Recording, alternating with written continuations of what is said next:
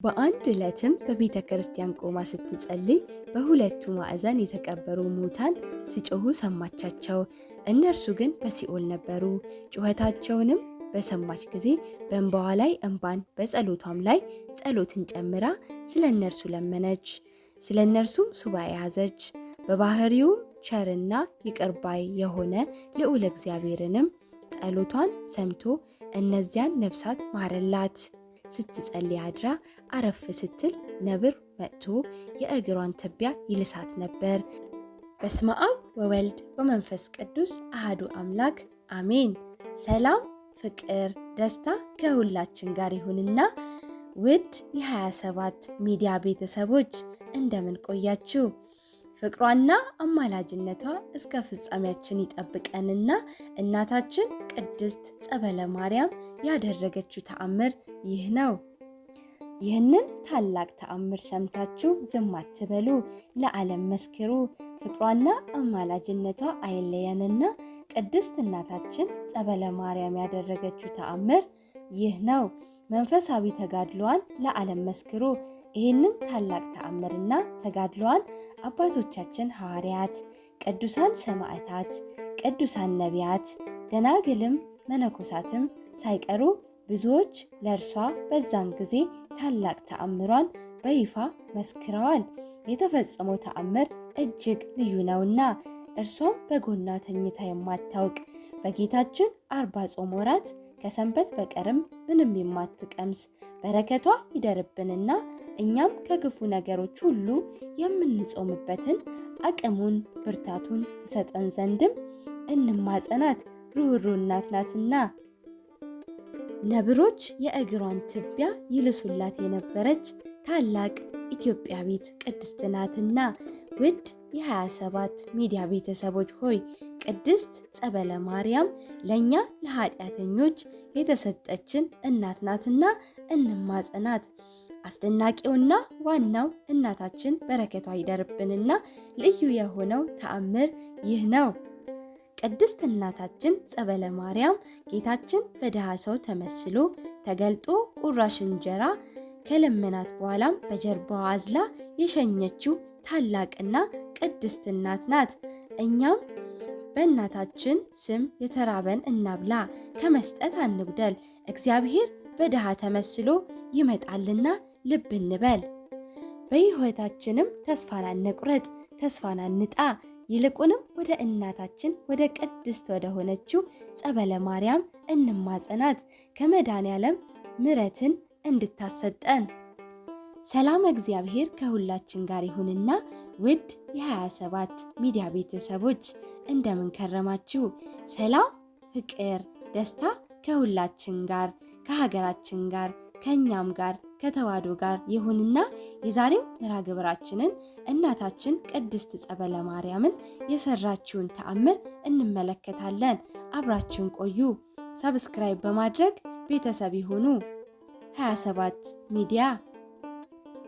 እናታችን ቅድስት ጸበለ ማርያም ጥር 18 ቀን በዓመታዊ በዓሏ ታስባ ትውላለች። እርሷም በጎኗ ተኝታ የማታውቅ በጌታችን 40 ጾም ወራት ከሰንበት በቀር ምንም የማትቀምስ ነብሮች የእግሯን ትቢያ ይልሱላት የነበረች ታላቅ ኢትዮጵያዊት ቅድስት እናት ናት። ቅድስት ጸበለ ማርያም ጌታችን በድሃ ሰው ተመስሎ ተገልጦ ቁራሽ እንጀራ የለመናት በኋላም በጀርባዋ አዝላ የሸኘችው ታላቅ እናት ናት። እርሷም ከነቢያት ከሐዋርያትና ከሰማዕታት እድል የተሰጣት እናት ናት። ከደናግል መነኮሳትም እድል ተሰጣት። መነኮሲትም ድንግልም ናትና ቅድስት እናታችን ጸበለ ማርያም ትውልዷ በጎንደር ጠቅላይ ግዛት ቀሃ አካባቢ ነው። ወላጆቿ አባቷ እንድርያስና እናቷ መስቀለ ክብራ ፈሪሃ እግዚአብሔርንና ስርዓተ ቤተ ክርስቲያንን እያስተማሩ በሃይማኖት በምግባር ኮትኩተው አሳደጓት።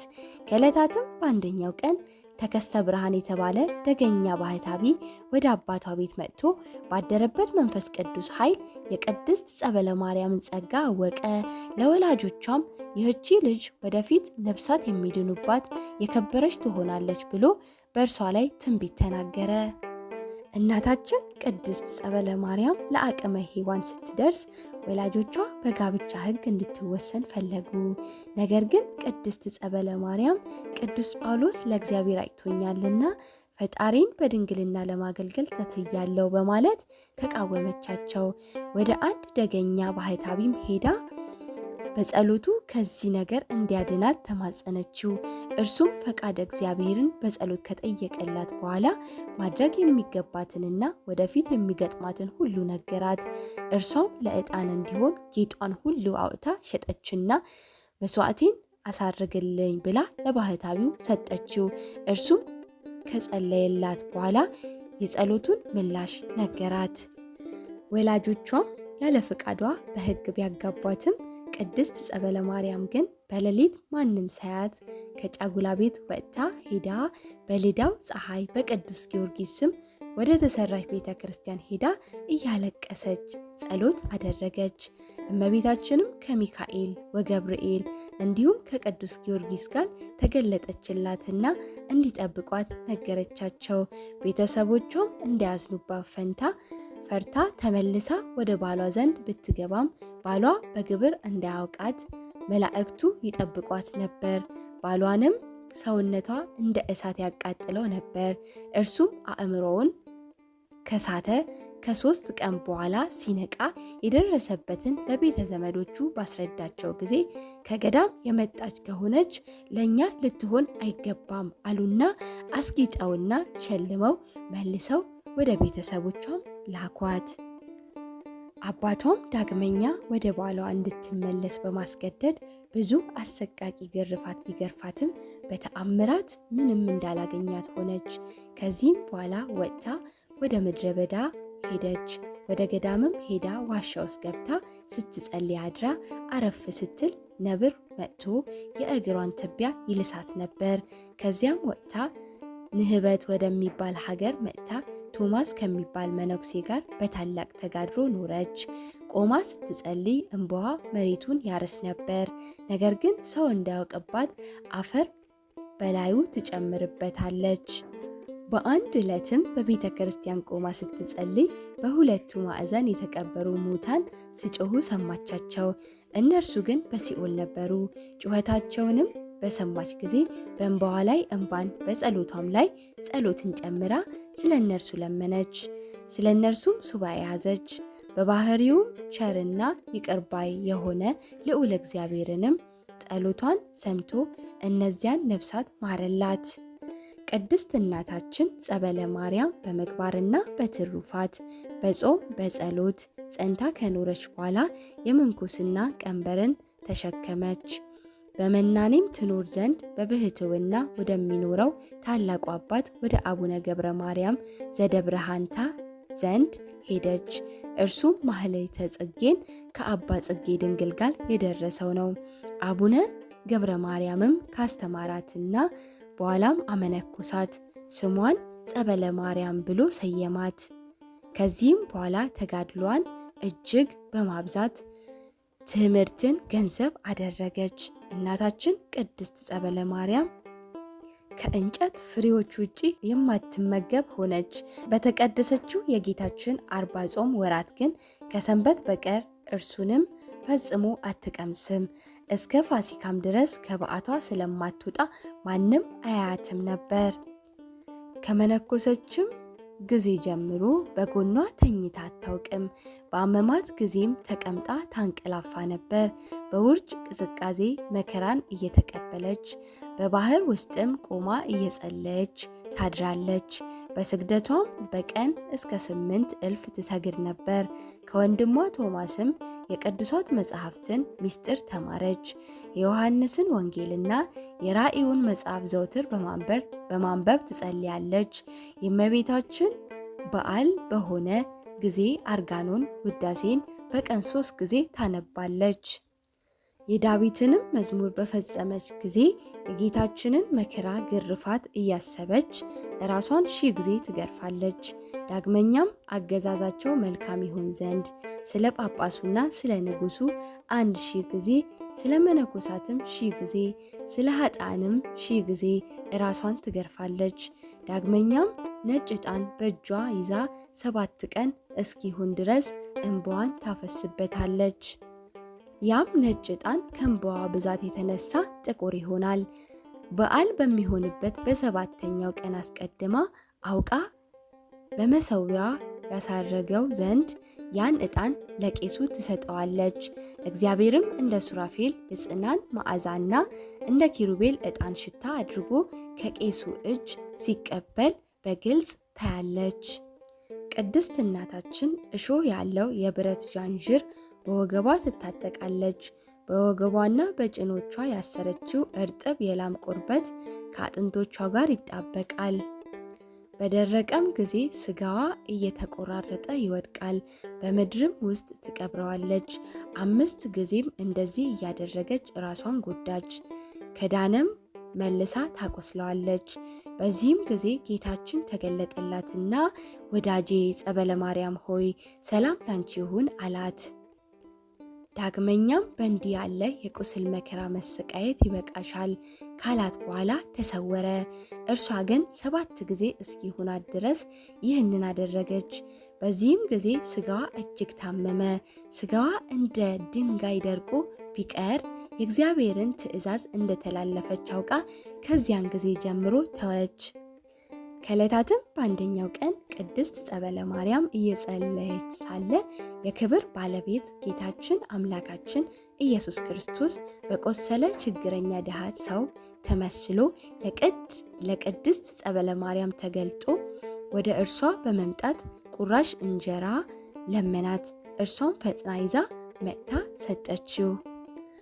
እንጀራውንም ተቀብሎ ሲያበቃ በመንገድ ብዛት ደክሜያለሁና በጀርባሽ አዝለሽ ትሸኚኝ ዘንድ እወዳለሁ አላት። እርሷም ለድሆች አዛኝ ናትና አዝላው በድንጋይ መወርወሪያ ያህል እንደወሰደችው ቁስሉ ይድን ጀመር። ወዲያው ቁስሉ ድኖ ምንም እንዳላገኘው ፍጹም ደህነኛ ሰው ሆነ። ያን ጊዜ ፊቱ እንደ ፀሐይ አበራ፣ ሁለንተናውም ተለወጠ። የክብር ባለቤት ጌታችን ከጀርባዋ ወርዶ በፊት ለፊቷ ቆመና የከበርሽ አገልጋዬ ጸበለ ማርያም ሆይ ምን እንዳደርግልሽ ትወጃለሽ ብሎ አላት። እርሷም ከድንጋጤዋ የተነሳ እንደ በድን ሆና መሬት ላይ ወደቀች። ጌታችንም አበረታትና እጇን ይዞ አነሳትና የልብሽን መሻት ለምኚ አላት። እርሷም አምላኬ ሆይ በፊትህስ ሞገስ ካገኘው በሲኦል ያሉ ነፍሳትን ይቅር በላቸው አለችው። በዚህም ምክንያት በጌታችን ቸርነትና በእርሷም አማላጅነት ብዙ ነፍሳት ከሲኦል ወጡ። ጌታችንም ሰላምታ ሰጥቷት በክብር አረገ። ዳግመኛም ጌታችን ለቅድስት ጸበለ ማርያም 3 በትሮችን ሰጥቷት በእነርሱ እየተመረኮዘች እስከ ሲኦል ድረስ ትሄድና ነፍሳትን ታወጣና ታስምር እንደነበር እራሷ ተናገረች። ዳግመኛም ስትናገር ሰማያውያን ብዙ ስሞች አወጡልኝ፣ የወይን ፍሬ እያሉ ይጠሩኛል፣ የበረከት ፍሬ የሚሉኝም አሉ፣ የገነት ፍሬ ይሉኛል አለች። ዳግመኛም ከልዑል ዘንድ ብዙ ጸጋዎችን እንደተሰጣት በሕይወት ሳለች ለአንድ ደገኛ ቄስ ነገረችው። ከዕለታትም በአንደኛው ቀን አምላክን በድንግልና የወለደች ክብርት እመቤታችን ለቅድስት ጸበለ ማርያም ተገለጠችላትና ስሜን የተሸከምሽ ጸበለ ማርያም ሆይ ሰላም ላንቺ ይሁን አለቻት። እመቤታችንም ብዙ ምስጢርን ከነገረቻት በኋላ ጡቶቿንም አጠባቻትና በጸጋ የከበረች አደረገቻት። በስሟ ብዙ ተአምራትን የምታደርግ ሆነች። ቅድስት እናታችን ጸበለ ማርያም ከነቢያት ከሐዋርያትና ከሰማዕታት ዕድል የተሰጣት እናት ናት። እንደ ነቢያት የሚመጣውን ሁሉ እንዳለፈ አድርጋ ትናገራለች። ዳግመኛም የትምህርታቸውን ፍለጋ ስለተከተለችና ለሕጋቸው ስለተገዛች ከሐዋርያት ጋር ዕድል ተሰጣት። 3ኛ ግድ ሳይሏት በፍቃዷ ስለተቀበለቻቸው ግርፋቶችና ስላገኛት መከራ የሰማዕትነትን ዕድል ተሰጣት። ከደናግል መነኮሳትም ዕድል ተሰጣት። መነኮሲትም ድንግልም ናትና ቅድስት እናታችን ጸበለ ማርያም መልካም የሆነውን ተጋድሎዋን ከፈጸመችና ጌታችን ታላቅ ቃል ኪዳን ከገባላት በኋላም በሰላም አረፈች። እንደ ንግሥት እሌኒም የሞቷን መስቀል ተሸክማ ተጠብቆላት ወዳለ ተስፋዋ በክብር ሄደች። እረፍቷ መስከረም 18 ነው። ጥር 18 ዓመታዊ በዓሏ ነው። ገዳሟ የሚገኘው ጃማ ወረዳ ልዩ ስሙ አህያ ፈጅ የሚባለው አካባቢ ነው። የቅድስት እናታችን የጸበለ ማርያም ረድኤት በረከት ይደርብን፣ በጸሎቷ ይማረን፣ ይጠብቀን፣ ችግራችንን ታስወግድልን፣ ለሀገራችን ሰላሙን፣ ለሕዝባችን ፍቅርን ታሰጠን። ሰላም እግዚአብሔር ከሁላችን ጋር ይሁን። ይቆየን። ወስብሐት ለእግዚአብሔር ወለወላዲቱ ድንግል ወለመስቀሉ ክቡር አሜን።